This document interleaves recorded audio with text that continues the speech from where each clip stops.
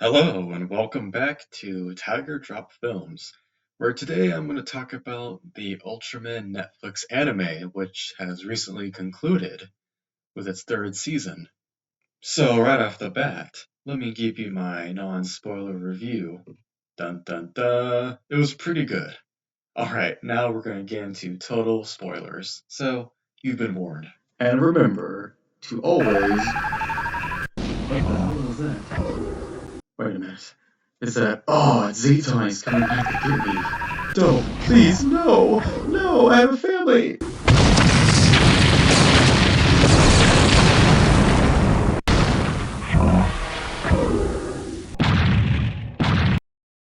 I think that was Zeton's reminder to go watch the Toku Professor's biography on him. Okay, back to the video.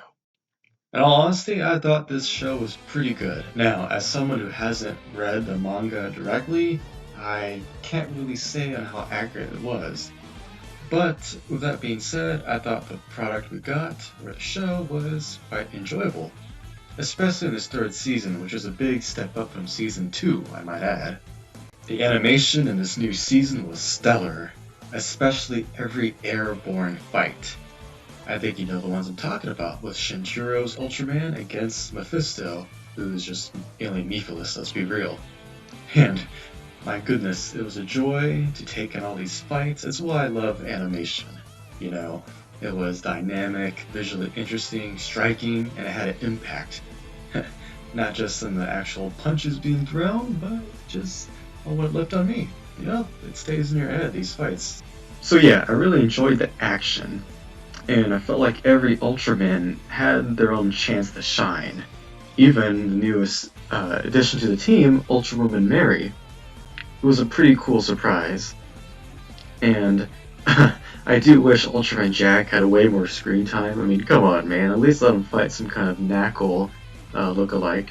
Zeton in the finale, yeah, that was a pretty awesome Return of Ultraman reference with his finger lasers. That was a very nice touch.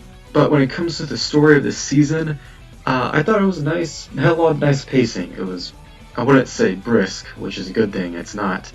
But it all flowed together and it made a pretty compelling watch. My brother and I watched it in about 2 days. So yeah, it was a pretty clean watch. And I was engaged. Again, I can't speak on how well they're adapting the manga, and from what I've heard, they didn't do it so well, especially in these last 2 seasons, but when it comes to what the show itself was offering, I found it enjoyable. So when it comes to the overall plot of the season, it's basically that Shinjiro is losing control of his powers, while at the same time seemingly being set up by unknown forces, into thinking that in the public eye, he's some kind of dangerous force that cannot be trusted, and also because, well, Ultraman is an alien. But throughout the episodes, we get this build-up of Shinjiro losing his power, or should I say losing control of his power, and he gets these repeated visions of a city on fire and Zeton. Yeah, full-on kaiju Zeton, or Zeton, appears in these visions in his original design. I think it's a nice build-up because if you look back to season 1, we get little bits of that Zeton figurine against Ultraman and the Science Patrol museum, and the fact that season 3 repeatedly has these nice flashbacks and little recaps to season 1, it just made it pretty cohesive. You know, they didn't just rely on the audience remembering, because it's been about 4 years since that first season. So I had no qualms with them reusing some footage to continue telling the story in the present. And speaking of the present, throughout the course of these 12 episodes, it's built up that the public becomes more and more distasteful of Ultraman. They believe that Ultraman is a threat to humanity, and that even though he's trying to defend humanity, he still brings a lot of alien and kaiju threats. And that this professor guy, he brings up how Ultraman is sort of disrupting what he calls a natural balance, because this professor believes that these alien Seijin are supposed to kill humans like wolves kill deer, and that Ultraman is like the humans disrupting the natural balance by, killing the wolves or the aliens, which is, it was an interesting argument, even though a little, goofy, because Doesn't that mean he's okay with aliens killing humanity in small batches? But anyway, it was an interesting argument. And the point is, by the last couple episodes, humanity is completely against Ultraman, and the fact that they're even cheering on for Zeton to kill Ultraman and all the Ultramen. And that was an interesting twist that we've seen come up throughout the franchise quite a few times. But, you know, after seeing Shin Ultraman this year, which also had Zeton and Euphilis, and which kind of talked about humanity being a little distrustful of Ultraman, I thought the anime did it a little better just because they had more time to explore it, of course, and slow down a little. But this lack of faith in Ultraman does pay off in the end when Shinjiro unlocks his true power. But let's back up a bit. Because even though humanity was anti-Ultraman, there was still one character in particular who was still supporting Ultraman. That was Reina, who becomes Ultrawoman Mary in this timeline. I thought her payoff in gaining powers was pretty nice. She felt unique, and considering we already saw her character in the past 2 seasons, I thought it was a nice bit of an arc for her to go through. Especially that her father, the detective Endo, he returned, which is pretty cool. Yeah, quite frankly, I thought this season did a pretty good job bringing back characters, even in little small roles, and give them a little bit of time to shine. Sadly, the same cannot be said for Bimilar, who sadly gets pushed aside, even though I do like the way how, in the end, he says he was quite fond of humans. And if you're a big Ultraman fan, then that's a if you know, you know kind of thing.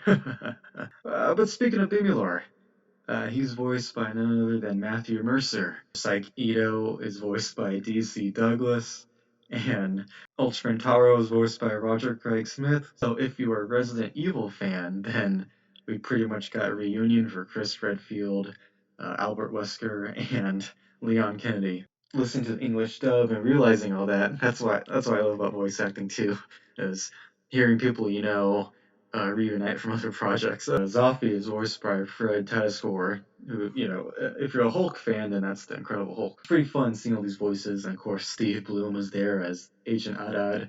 And speaking of villains, I believe that this entire Ultraman anime has done a pretty superb job of making their antagonists very sinister, conniving, and guys that deserve to be punched in the face. Season 1, we have the Ace Killer, in addition to a bunch of other smaller villains like Agent Adad.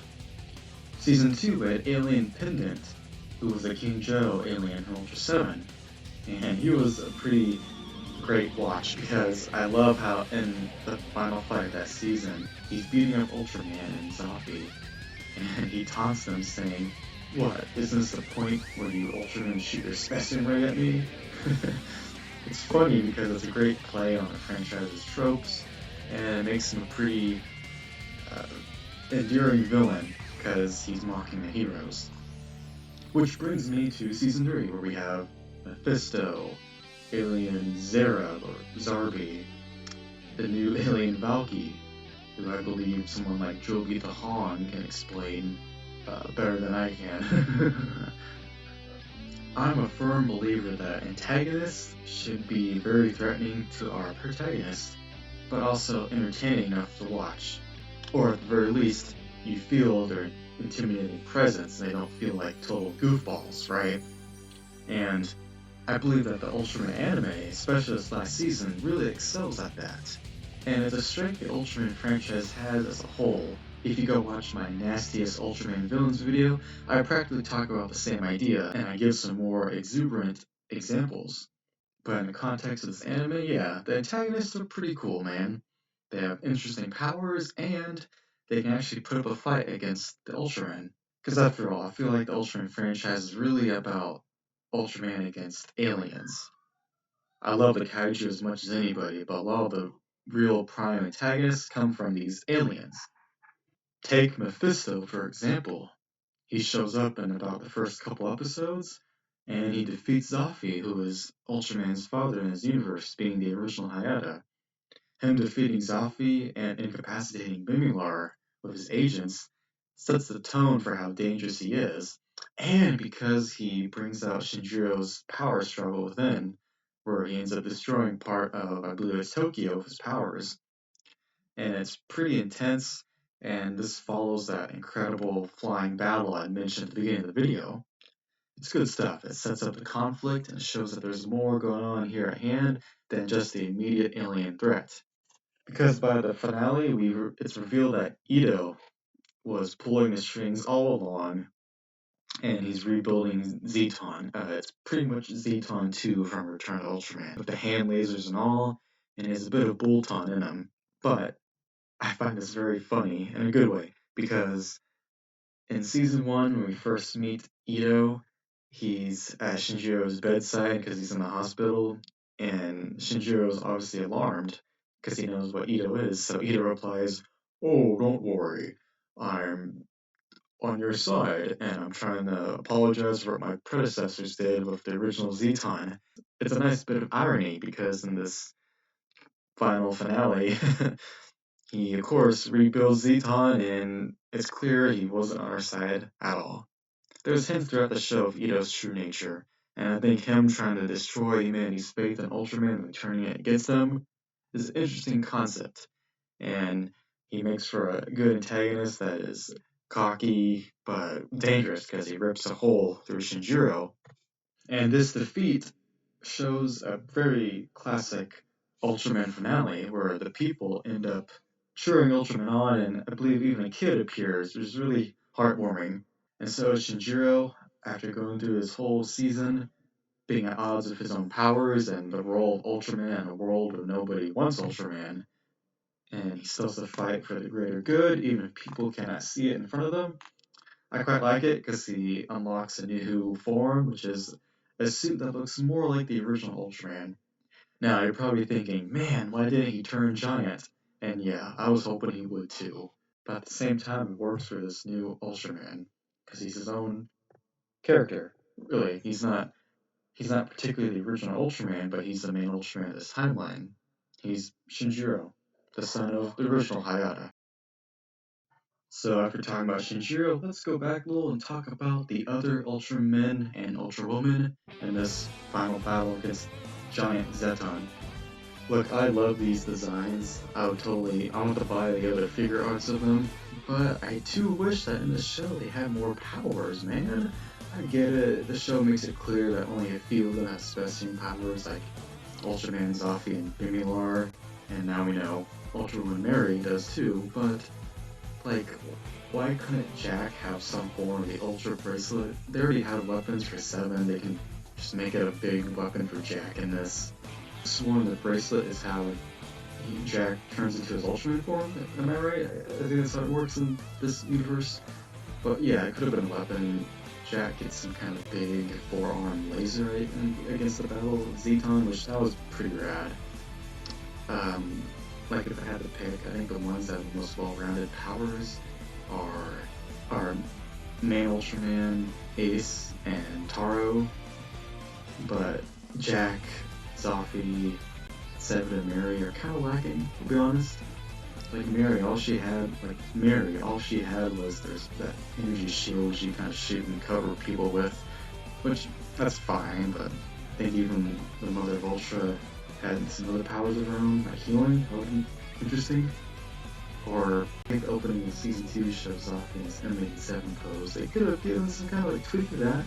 You know, it would have been nice to see that M87 beam, or I don't know, let Seven's Ice Slugger do more. I'm probably nitpicking, but you know, if we're gonna make all these cool suits, might as well give them all upgrades, right? That's all I'm asking for. But besides that, man, I was happy as hell to see part of the original Science Patrol reunite. We already had Old Man Hayata and Ide team up throughout the series, of course, but seeing Arashi return was awesome. There was lots of references. I think he was driving an old Science Patrol car, just unpainted. He had the spider shot at one point in his shop, and he gets to help defeat Zeton once again. That was badass. I just wish they had some version of Fuji reappear. That was a missed opportunity. Because I know even in Japan, these original characters are played by different voice actors. You know, they're not the original actors, but they have their likeness. So they really could have had Fuji appear, or even Hoshino. You remember Hoshino? Can you imagine if he was grown up and was in this show? Maybe the manga does that, but I was so happy to see this reunion. But in conclusion, I really enjoyed the show. I'm sad to say it's over. I really think they could have told their own stories and gone for another 2 seasons, or at least have some sort of part two to season two, which I thought they were gonna do, but they didn't. Ah, man, it's a little disappointing. There's some missed opportunities. I know the show took its own path on the manga, but still, it could have been its own thing. Look at all those suits from the show they made into live action on the Subaraya live stage. Man, can you imagine how further they could have gone? Could have gone the Leo brothers. But alas, we got what we got, and I do think it ended strong. This was a fun journey. I love the soundtrack. It's always bopping around in my head. And I'm sad to see it go. But when it comes to an Ultraman anime, I thought it was pretty good. And hopefully we get to see some new Ultraman project in animation in the future, which I think we are. But nonetheless, thank you for watching, and I have some more Ultraman videos coming along the way. We got Regulos coming out, Blazer, and maybe I'll make a new video on Decker since I still gotta see that Decker movie, man. But thank you guys for watching. If you like this video, let me know in the comments, and if you enjoyed the Ultraman anime. Peace out and take care.